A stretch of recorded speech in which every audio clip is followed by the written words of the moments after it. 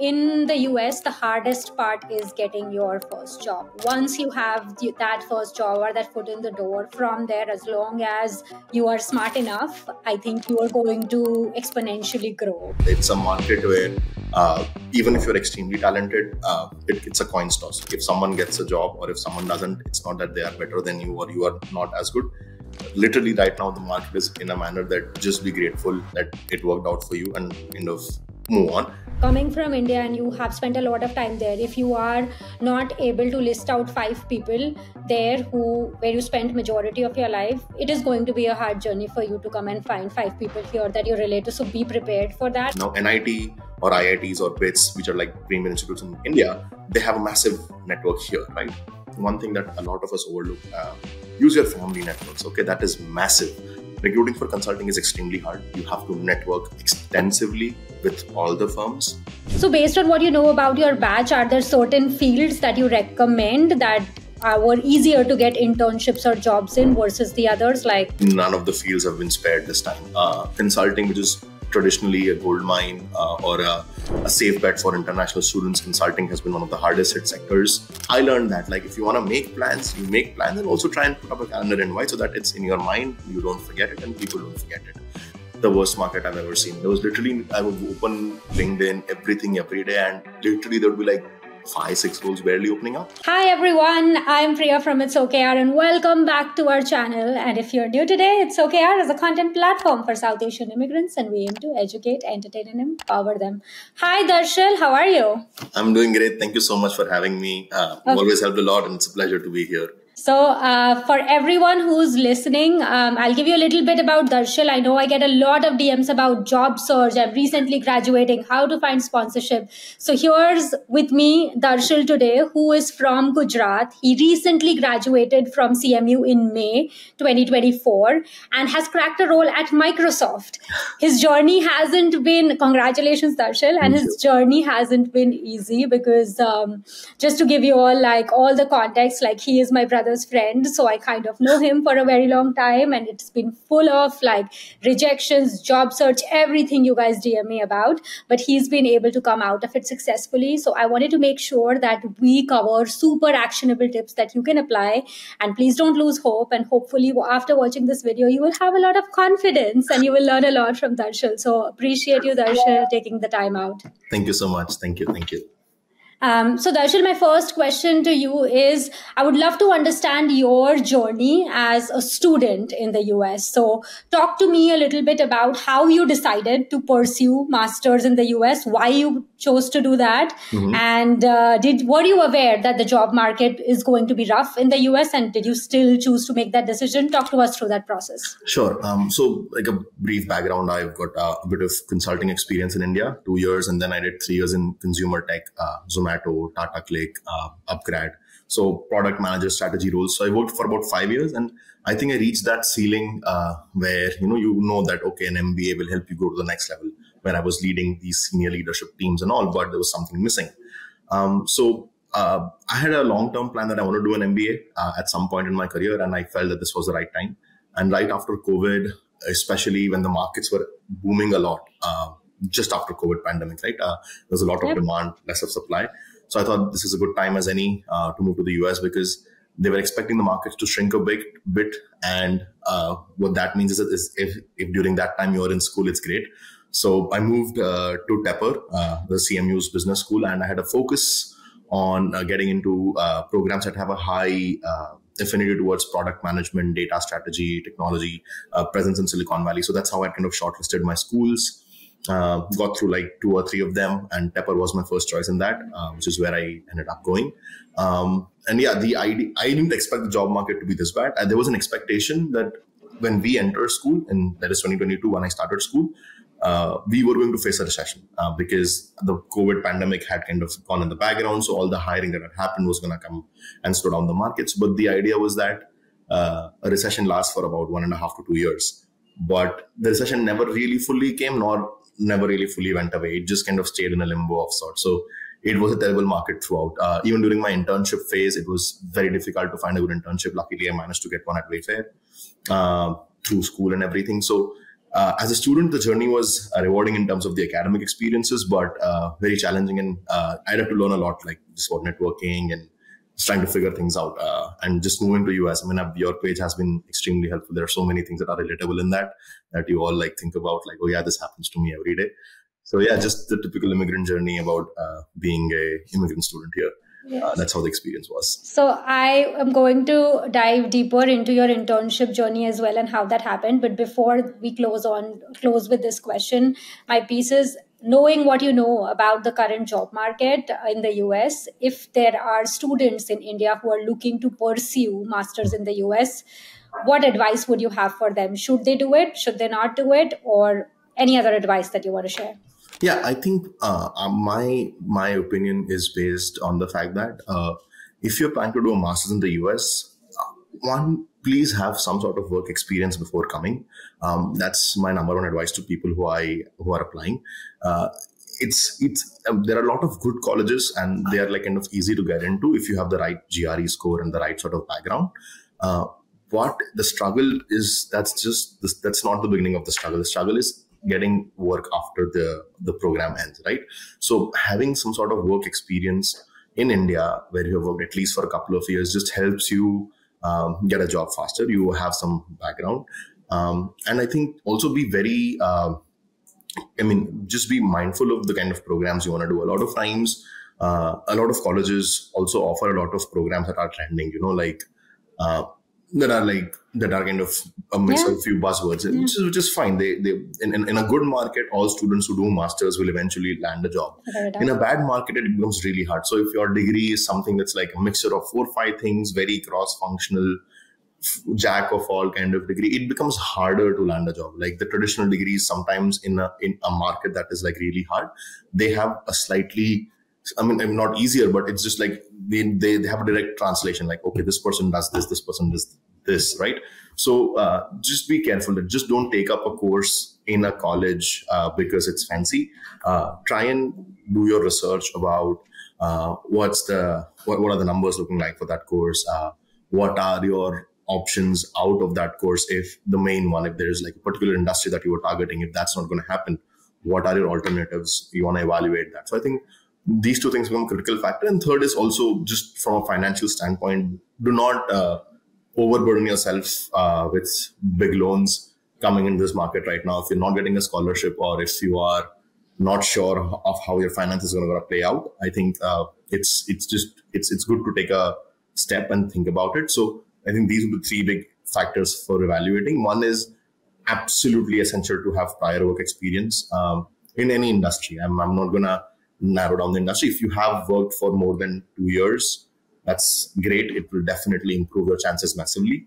Second is evaluating the course and the college, both like where the colleges rank, where the courses rank in the metrics, and like, has the course been around for longer? Has the college been around for longer? I mean, how long they've been, that kind of aids to your network, that people can speak with, your alumni. And third is the financial component, where you do not want to overburden yourself with loans completely in this market, because it's going to be hard to repay and start, building out that future that you have come for. So I think these are the 3 critical factors that students should evaluate before moving to the US. It's still a great place to do masters, but you just need to, it just don't come just like that. Like, just think it whether it's the right fit for you at this current stage. So based on what you know about your batch, are there certain fields that you recommend that were easier to get internships or jobs in versus the others? Like, I would say none of the fields have been spared this time.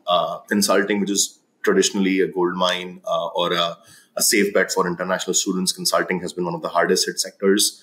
The thing with tech is a big field. It encompasses everything, right? Like, you have a PM, you have product marketing managers, you have operations strategy, you have like just marketing strategy, multiple fields. And the tech hiring has also slowed down in the recent times. So tech also has been hit. And then I'm saying these are the fields because these are the fields that sponsor traditionally. And then there is IB. Now, IB hasn't slowed down particularly, but IB is one of the toughest sectors to crack as an international, right?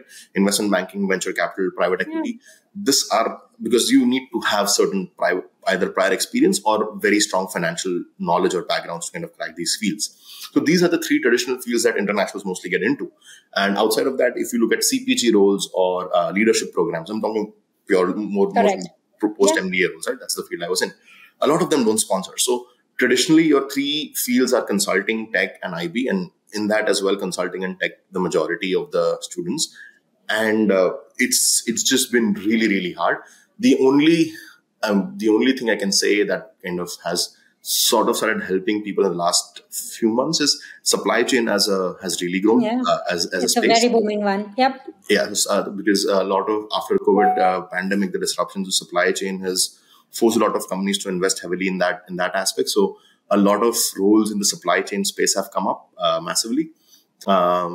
I think that's the only one that just comes to the top of my mind right now, like supply chain consulting or supply chain program managers or product managers. Again, I'm not saying it's easy. I'm just saying that there are more roles and openings I've seen in this space compared to the other spaces. No, it completely tracks with what we are seeing as well. Supply chain is a booming one, and sustainability is another one. If you could get in, I think those will be big focus areas in the future. So that's fantastic. Talk to me a little bit about your exact role and profile at Wayfair, which was your internship, and the role that you just cracked at Microsoft.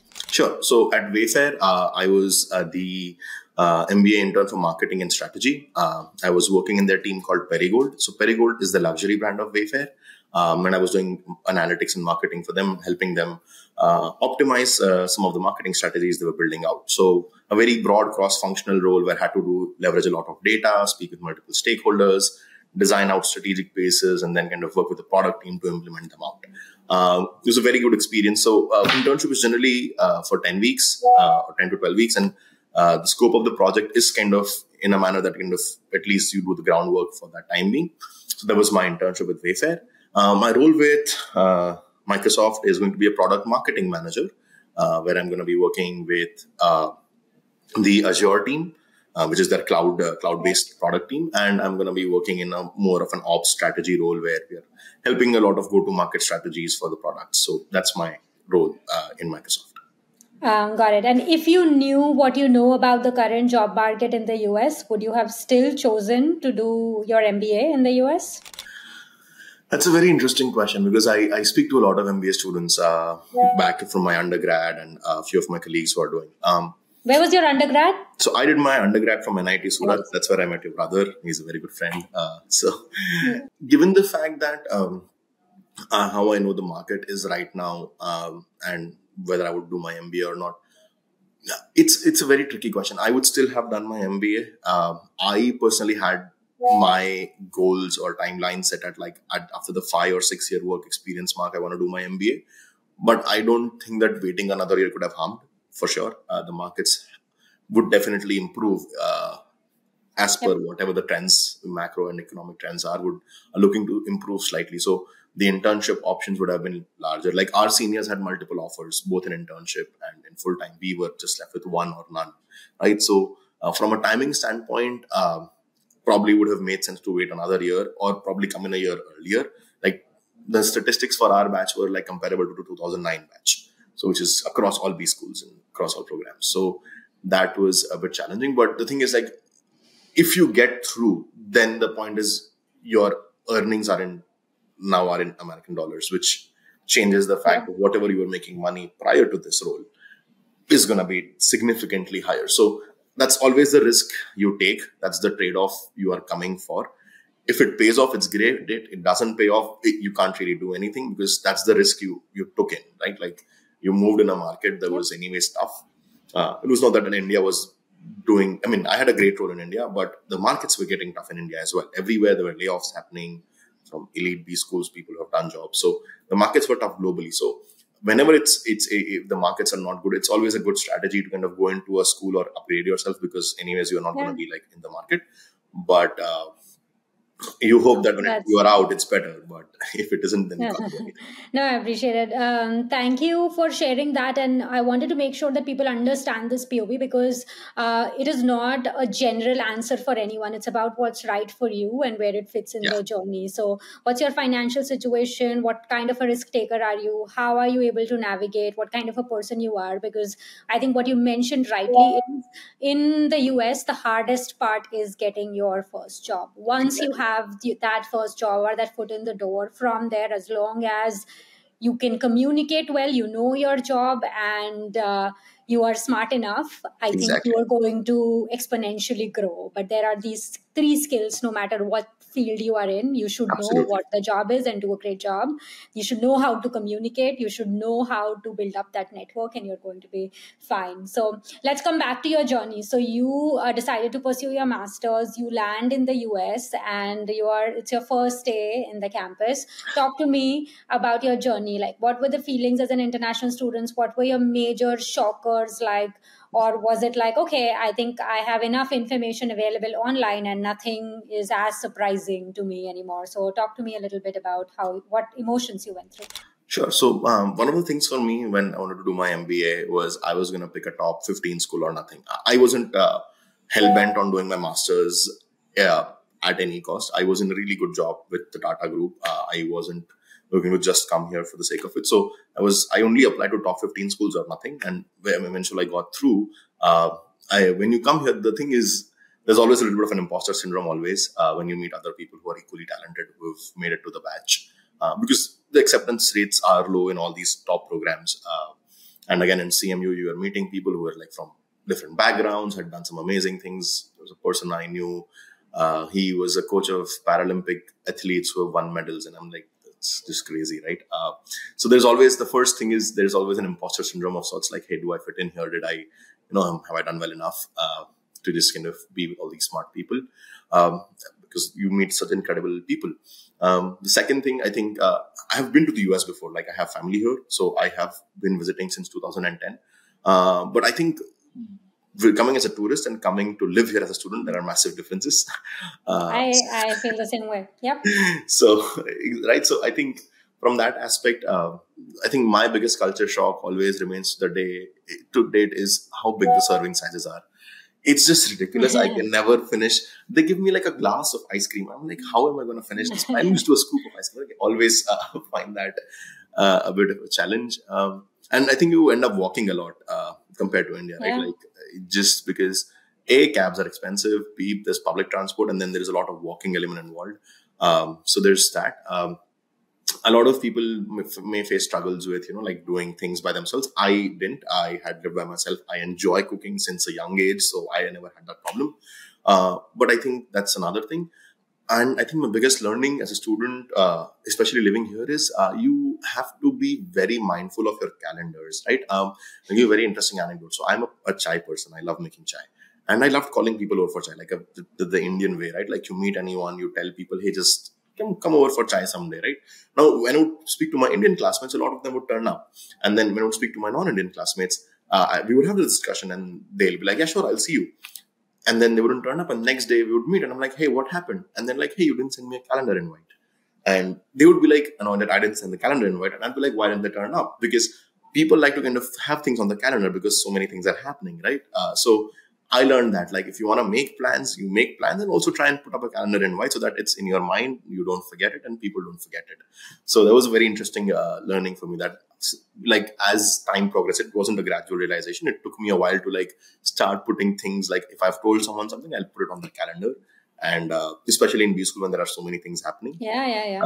So it just made things easier. It helps people prioritize, understand what it is. And, there is another culture in America where you say yes to a lot of things just because it's a part of the conversation, but you don't commit to it actually till there is a formal invite or something you have like committed to, and that's a learning. So now that's fantastic to hear as well. But looks like you had some familiarity with the US, so it was not there. You were comfortable living alone, you had worked, so there were a few things going on for you there. Now, talk to me a little bit about your internship, right? Like, you land here, you start your course. How early did you start your internship journey? What was your resume building process like? And what was your networking strategy? I want to cover these three in three lenses. So when we talk about resume building, I know you had 2 years of work experience, so would love to see how you crafted your story.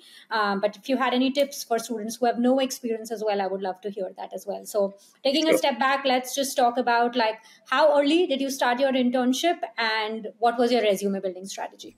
Sure. So this is again, I'm going to say with a disclaimer, this is my strategy. Yes. Shouldn't work for everyone. I'll give a few generalistic things. So I was very clear that I wanted to be in the tech industry, having worked in consulting before. And this is again from a B school perspective.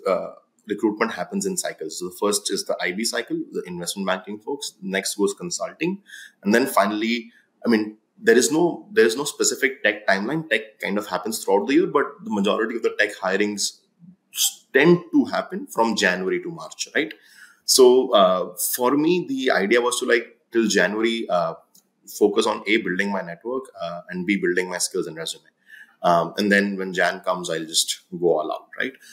There were a few companies that, I think TikTok was there, and a few other companies that started their hiring way early. So you kind of keep applying to them, and as you kind of improve your resume, you kind of keep iterating. So our seniors and our career counseling team, which was the career center, used to keep saying that resume is like a living thing. It keeps evolving. There's no one version of it. But you have to take it to a point where you are 85% satisfied, because it's always going to improve. So once you reach that stage, it's good. And then you kind of start applying with it. So to kind of break it down, I think networking kind of is very much driven by college itself. A lot of elements in that your college will kind of help you. They'll have sessions, they'll call companies, you will speak to the companies, you will have seniors you will speak to, they will kind of introduce you to people. That is the part that is going to happen inherently, that you don't have to really do anything except just turn up for college events and everything. The second part, and one that I'm a very big proponent of, is using your personal network from your undergrad and earlier work days.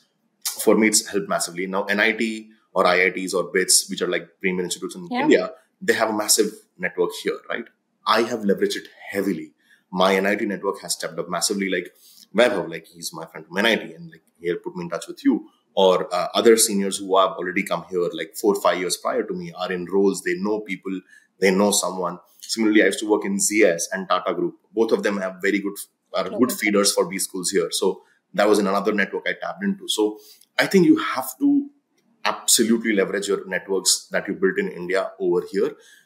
Because what happens is your B school network is still forming. It's very new. It's very fresh. And especially in this market, it is also very strained. I cannot simply talk up. I can always reach out to a person if he's just from my school, from my B school.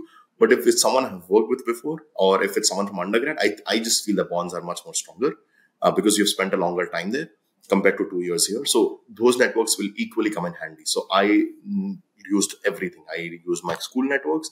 I also used my personal networks of the earlier companies I worked in, the people I know who were onshore teams would just reach out to them for a coffee chat. My seniors were in other B schools, and also just my NIT network. And it's massive.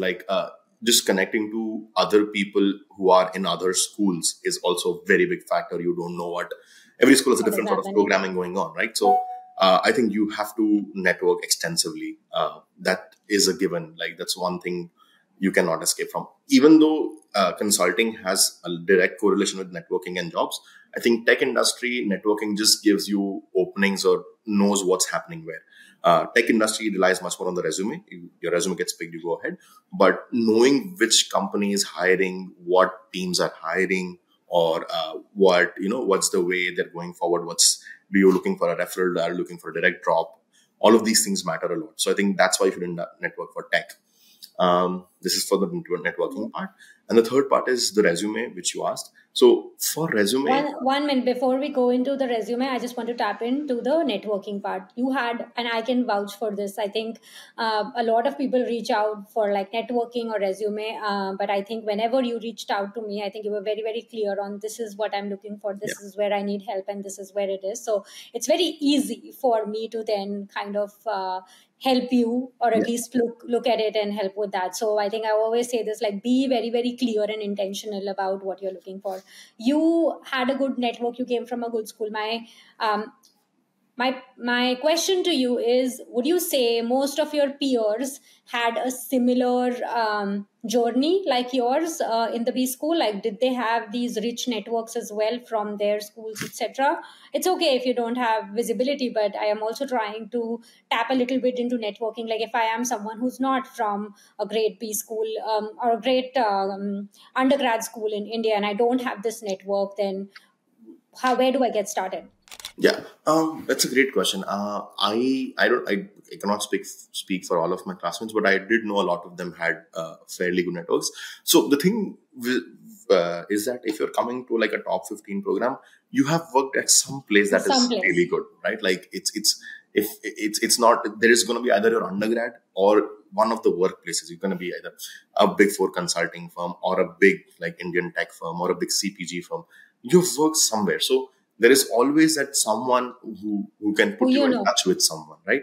And interestingly, one thing that a lot of us overlook, and we should definitely look into, I forgot to mention that, sorry, in networking, use your family networks, okay? That is massive.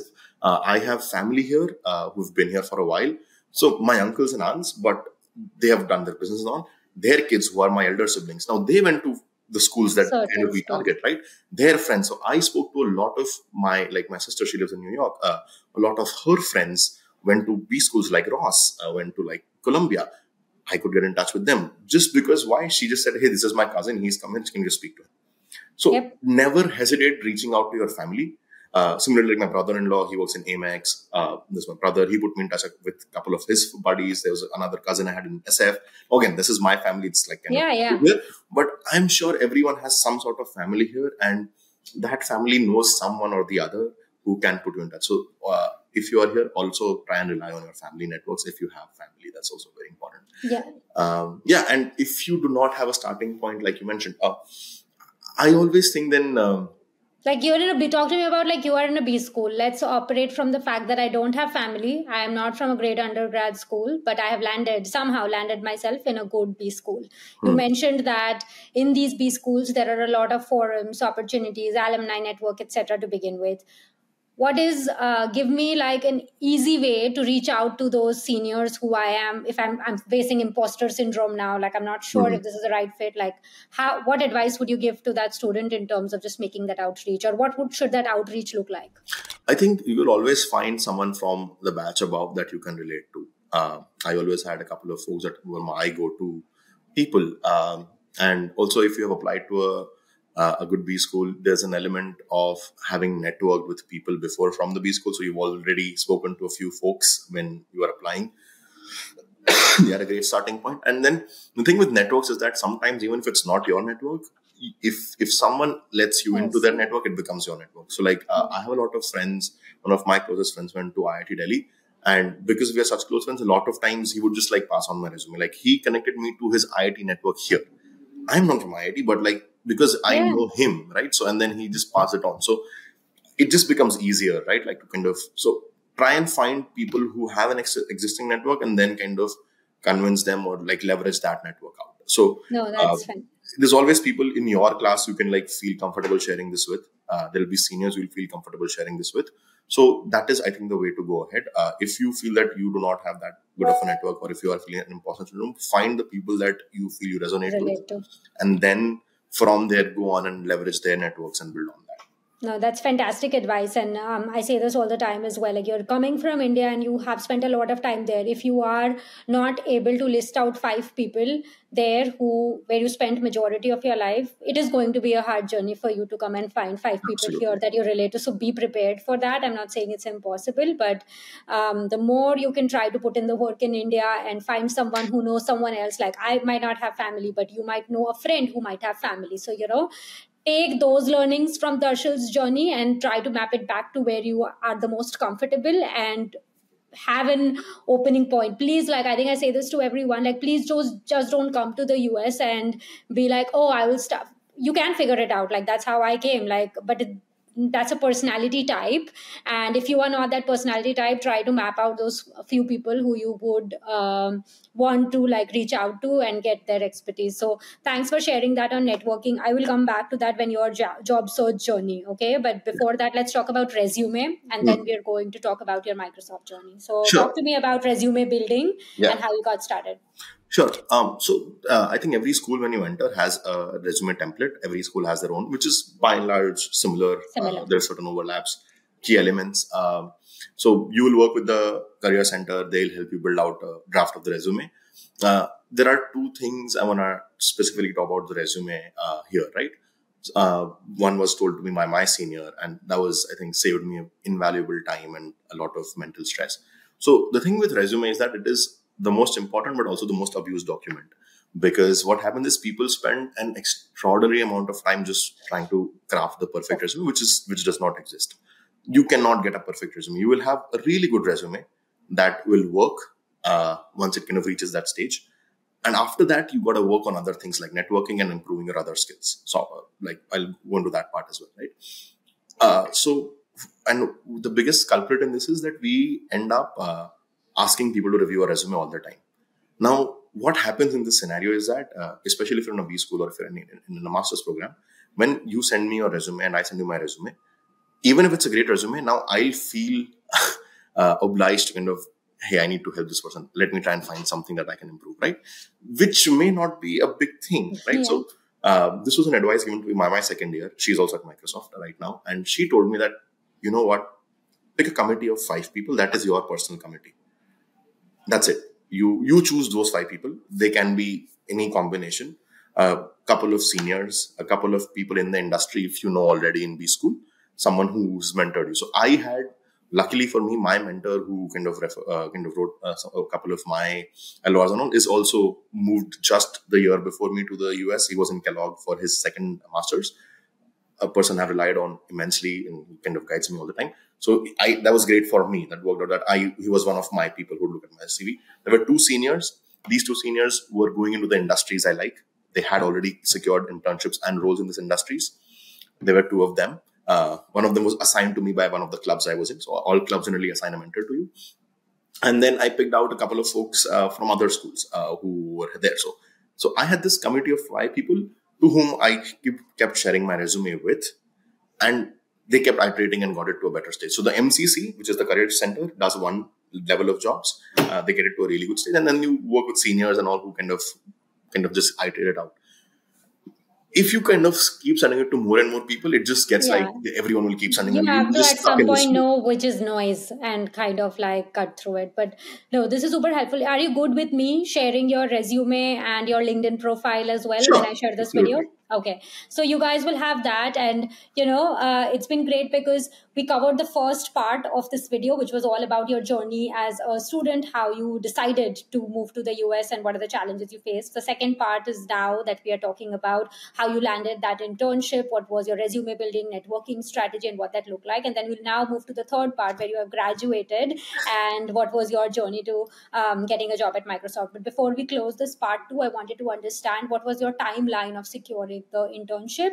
How Mhm. many internships would you say you applied to, and how did you manage rejections at that stage before we move to part three?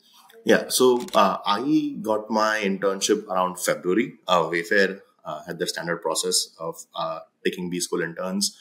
I was also in the process with Amazon, and that also went pretty well. But I think they were having some issues with rollouts of internships, so that eventually didn't materialize. And Wayfair's offer deadline came first. So I took up Wayfair. How many applied to? Easily 200 plus. I think in tech, it's a volume game. You don't think about rejections after a point.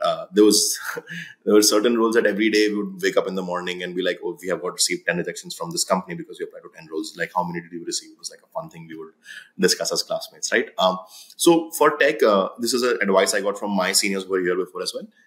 Like literally one of the seniors told me, like, if you're walking around and I see a lift company, I'll just Google and then apply over there, like that level. Like you're walking around, you see something, you're like, let me look up their internship.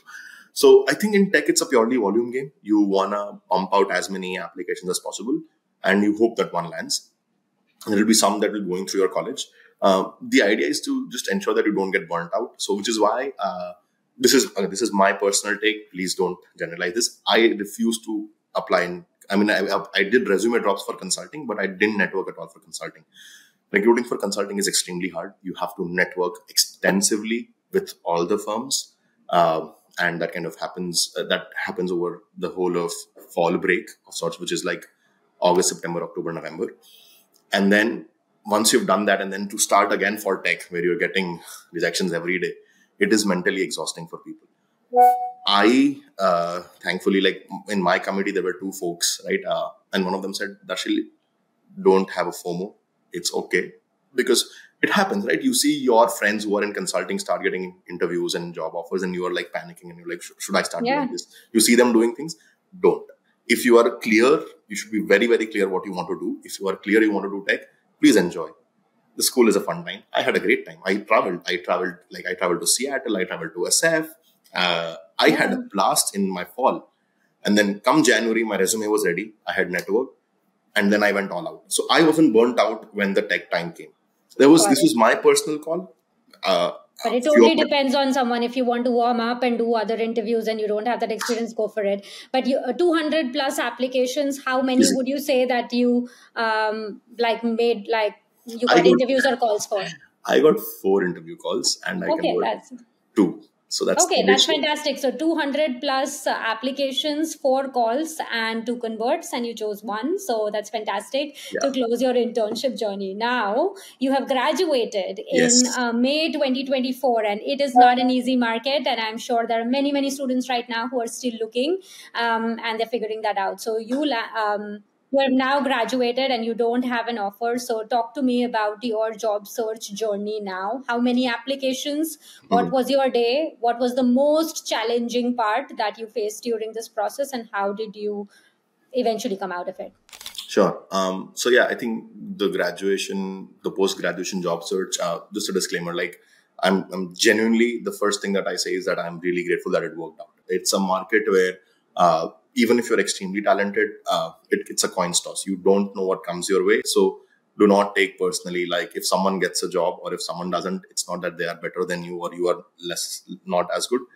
Literally right now, the market is in a manner that just be grateful that it worked out for you and kind of move on. What is in your hand is to do all the right steps that will just land you as many opportunities as possible. That's the first thing. Like that's genuinely my first advice, that A, don't feel discouraged, and B, don't also feel like over the board, like because this market is like genuinely just a very difficult market to kind of network and get jobs into. So having said that, starting my job journey, so I'll go back to the point I said, right? Like if you have worked prior to coming here, that changes a lot of things. That gives you networks to tap into. Like my first starting point since I graduated were a lot of companies. The first company that reached out to me was DoorDash. I didn't get through the process simply because I had worked at Zomato. Just in this market where there are abundant candidates, if you have directly, transferable skills, companies will want that. They don't, because in this market, they don't want to spend time training people. They'll find someone. So, but if you worked at Zomato, why wouldn't you get through DoorDash? They weren't sponsoring. Oh, they weren't sponsoring. So, let's tap into that. So you come out and give me a rough ballpark of how many applications you made and how many you think got outrightly rejected because they wouldn't sponsor. A lot of them. So I think it's like, I don't have the exact numbers because a lot of companies just send you the reject, right? Like if they're not sponsoring. So another thing I would say is just apply to companies. It's harder to find. It will take you 2 days to find out from people or companies' websites, or like trying to reach out to someone to know if a company sponsors or not. It takes 5 minutes to apply and get a reject. It's better to get the reject and move on. Don't spend time and energy trying to find out if a company sponsors or not. If they haven't written it on their website, just apply. If they like you enough, things will happen. If What was your how many applications were you doing a day, and what was that application process like for you? Because I've gotten this feedback that it's so time consuming to apply. So talk to me about that. Yeah, so it varied through the months. The application numbers in April, May, June were extremely low because there was nothing to apply to be honest. No. That was the worst market I've ever seen. There was literally, I would open LinkedIn, everything every day, and literally there would be like 5-6 roles barely opening up. But once the market roles started opening up, I would target to at least get 25 to 20, I mean 20 to 30. That was the range I would try and reach that many applications in a day. So post graduation job journey, I want to break down into 3 components, right? The strategy for me was very different compared to an internship search. The first is there is the volume of applications. You see a job, you apply. The second part is networking, wherein you are speaking to your old networks and just trying to see what's happening and trying to see if there are referrals happening. Trying to see, and that doesn't have, like, sometimes you just, if you see a job and if you can't find someone to refer you, just apply it. It's better to apply first, because if they're, by the time they refer, if it's like 2-3 days, the application, like, they reach the limit, they won't do anything.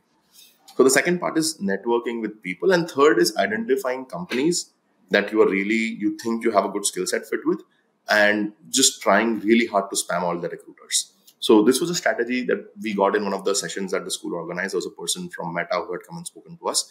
I loved his strategy. He's like, every morning, this is Vic Agarwal. He was a Tepper alum. This was his strategy. It was brilliant. He told me, like, every morning, try and pick 5 companies and send just LinkedIn requests to 5 recruiters.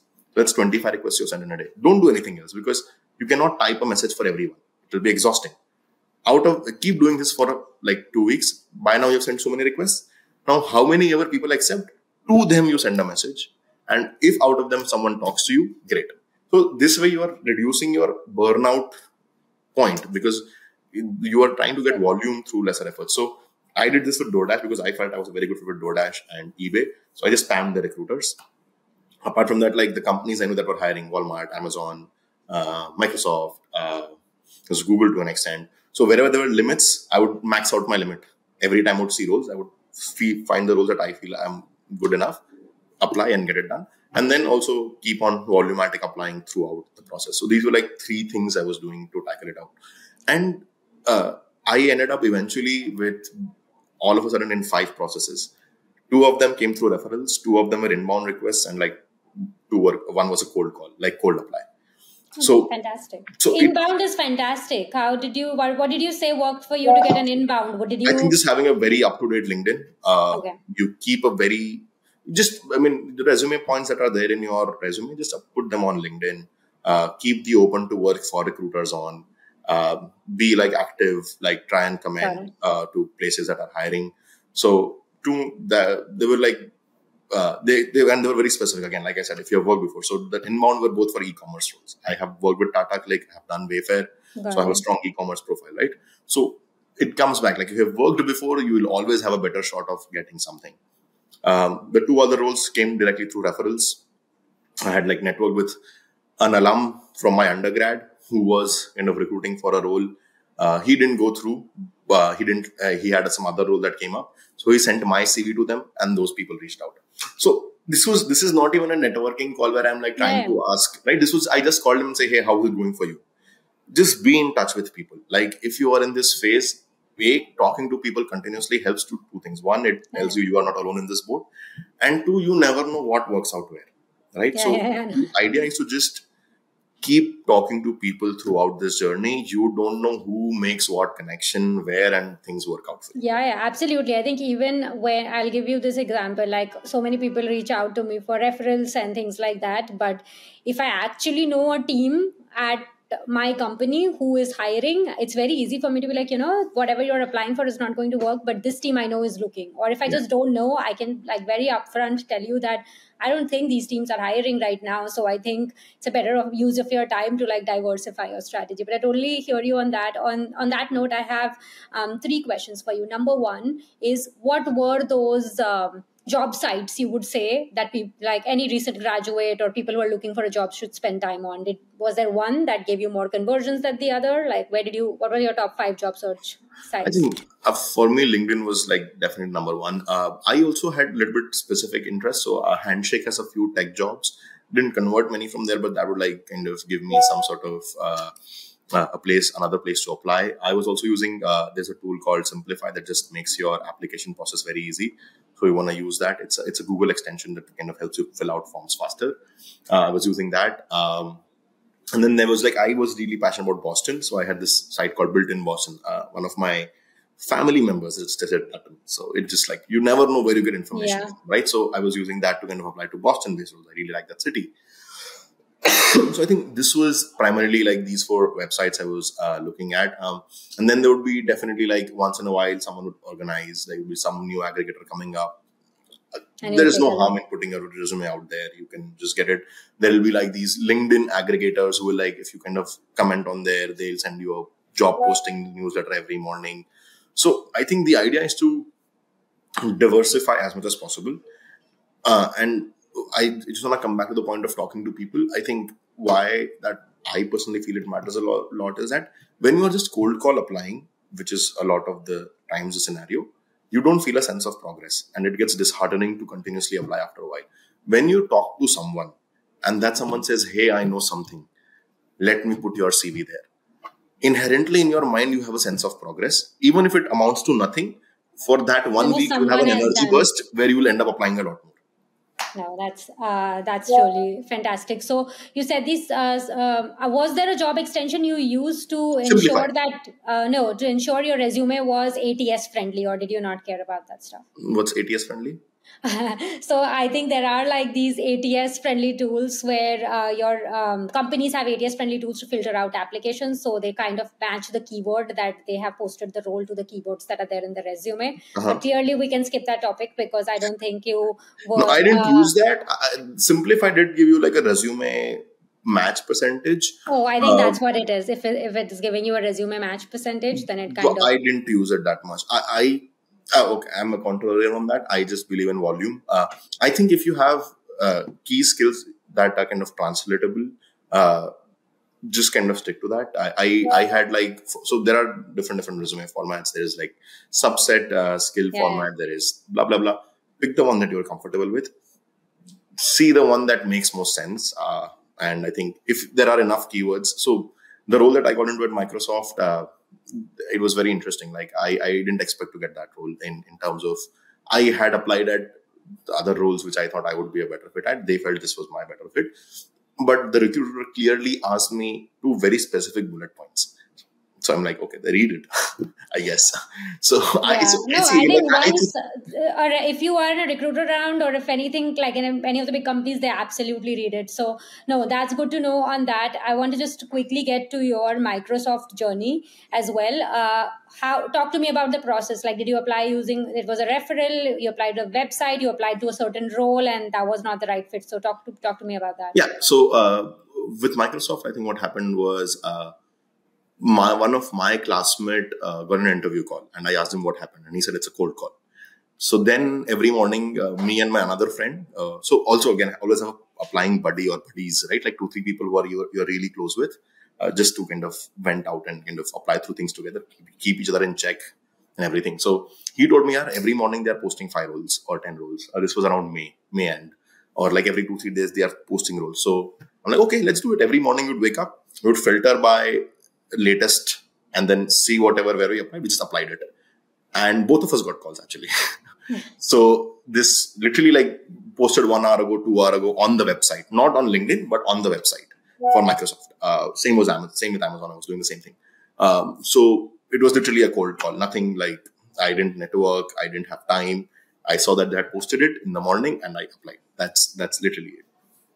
No, that's fantastic. And I'm totally with you that it is a little bit of a volume game at this point, given the job market, and be strategic about the websites you want to understand the referral strategy. So that's all fantastic. What was your Microsoft rounds like? Give me like a quick, like, these were the number of rounds, this was what it was. And when did you finally know that you kind of have a good shot? I had around 5 rounds, and the process lasted almost 2.5 months because it was the July of fourth weekend that came in between, and uh, I till the end I didn't know what was my chances. Like I had my interviews went well. They were primarily behavioral and like they had questions pertaining to the job, so Correct. like specific scenario based questions. So we prepare for that extensively. And I think so. I did around 20 to 25 mocks. So I like to kind of reach that stage where I am completely and thoroughly prepared. So again, like you have this committee, same kind of committee I built for my interview practice where I had like 5 people, and I would practice with them like 3 to 4 times at least in a week. I'm doing mock interviews with them where they're asking me everything they can think of that are available questions of Microsoft for this role, or either on websites like you have Glassdoor and all. You have some question Yep. pool from previous years, so you just practice everything out. The only thing it does is that they might or might not ask you those questions, but at least in your head you have spoken so many scenarios that anything they throw at you is not a curveball at that point. Still, you will get a couple of curveballs. So I kind of did around 20-25 mocks for this round, and by the end of it, I was like, I could speak any question in that Yeah. format that is No, required, the star format. that is Uh, the most precious advice, I would say. yeah, I am a big believer in doing star format practice because a lot of people spend a lot of time doing product casing questions, which is also critical. But you are in, I mean, most of the rounds. So let's say if there are like 5 rounds, we will have, again, this is for MBA rules, again, with that caveat, Yeah, okay? yeah, yeah. Not for all roles. Everything. Uh, you will have a higher percentage of questions which are behavioral. And that is what's going to determine how your eventual interview goes, right? So, just practice a lot of that. Have people who are measuring your progress. So for me, I had a classmate, Justin, who was like the go-to person for me. I would always start my interview practice with him, and my last practice at the end of 3 weeks would be with him. So he knows how far I've come. Like he was one of the best guys in the class, very strong communication. Start with him and then kind of end with him. Then I had 3, 4 other classmates who were also like my applying buddies with whom I would do volume of practice. When I'm trying every new answer I'm building out, I'm trying like new iterations. If I'm not happy, I'm writing it out, then practicing it again. So 20 to 25 like practice rounds like across 2 weeks. When you're doing like 2 to 3 practice rounds a day, like 45 minutes, 1 hour on the call just speaking, and that can get you to a stage where you feel comfortable for that. Very comfortable. Yeah. And like if you don't have these people, like spend time with your partner, your spouse, your friends. You have to do that because Or just exponent. assuming, yeah, because just assuming that one day I will go to this recruiter round and be able to tell my story, it's just not going to happen. So, the more you practice, the better it is. But this was great. Thank Congratulations you. on landing the role at Microsoft in this market. It's no easy feat. And I'm sure everyone who's watching has learned a lot out of this. This is going to be a part of our series Job Search Simplified. We will talk a lot about resume building, how to practice interview questions, what the market is. So stay tuned for that. Please like and subscribe, and post a comment to let us know what is your challenge like. But Darshil, before we close it out with you, I have two questions. When do you recommend that people bring up the sponsorship conversation, or when did you bring up your sponsorship conversation? So for me, I think once you have a recruiter call, that is where you want to bring it up because if a recruiter reaches out to you, it means they like you to an extent. Now the company is invested in you, and in this market, if they have gone through 100 resumes and picked out yours, always remember that as much as you want yourself to succeed, even they want you to succeed. They don't want to waste more time, right? So if you have gotten a recruiter call, I mean, it's a great thing. Just remember now, both of you are equally determined for each other to succeed. They don't want to waste more time. You definitely want the job. So I think that is where you want to bring up that conversation. So for me, I told them, and luckily Microsoft does sponsor most of its employees. So I didn't have any awkward conversations around that. But the other couple of companies I was recruiting for, and the role was there, I had like very upfront conversation. And few firms, like I said, in DoorDash, they were not sponsoring for that role specifically. They had sponsorship for other roles, but that didn't kind of they did kind of translate to that part. But it's always like good to bring it up right up front in the first conversation with the recruiter. Because then the thing is, you're going to spend time and invest time, and it gets harder to apply when you're interviewing. So there'll be a phase where you're interviewing for companies in 1 or 2 weeks. So that's when your time is spent more on crafting your answers and doing practice mock interviews. So you are not going to be applying at that time. So you're going to miss out on that application window. So if it's going to end eventually to the fact that they are not sponsoring, then it's a wasted time for both people, except for the fact that you gained some soft skills you would rather have applied at that time. So I think when you have the recruiter call, it's just good to clear it up upfront that I'll be requiring sponsorship. I did for a couple of companies. I did try telling that, hey, I'm okay without sponsorship. I'll be working for 3 years. But that is always a risk because they also know that you will quit them as soon as you will find a sponsored company. So if it works, it works. If it doesn't work, it doesn't work. But I think that's. Did you have any awkward conversations where, you say that I need sponsorship and then they immediately said that that's not something we can? No, primarily because I don't think recruiters are really aware of this part. Like they generally say, "Oh, this I have to check with the company immigration lawyer." So like a couple of companies are like, "Oh, I don't know what this means," or like I'll have to check with the company and see if they are doing it for this role. So I'm like, sure, let me know. But like that's how it was. No, thank you so much. And thank you for offering up your LinkedIn profile and resume for anyone who's looking. Closing thoughts on anyone who's still looking for a job in this market? I'll just say just keep at it. Because the thing is, once you've come here and you've kind of taken on this, you've played your hand, so you cannot fold in the middle, right? So the only way out is to A, keep applying, B, stay positive, talk to family and friends. You are not alone in this journey because it gets hard. It is really difficult. All of us have been through those days where you don't know what to do. You just wake up feeling really frustrated. Have a support system like your friends and family and others that you can rely on. Talk to other people who are in this boat because they also know that frustration. They will give you something or the other that will help you out, and just try and do your best. Remember, it's not on you if you get through or you don't get through. It's just how the market is right now. So just be grateful and be humble and accept it. That's it. Thank you so much. I know this was supposed to be a 30-minute conversation. We have spent almost an hour, but I think your insights were extremely crucial and will help everyone. For anyone who's watching, thank you so much. And please, if things aren't going your way, remember it's OKR because they will eventually turn around. Thank you so much, Darshil. It was wonderful, wonderful talking to you. Yeah, thank you so much. And yeah, big fan of your page since a long time. So really happy to be here again. Thank you for this opportunity.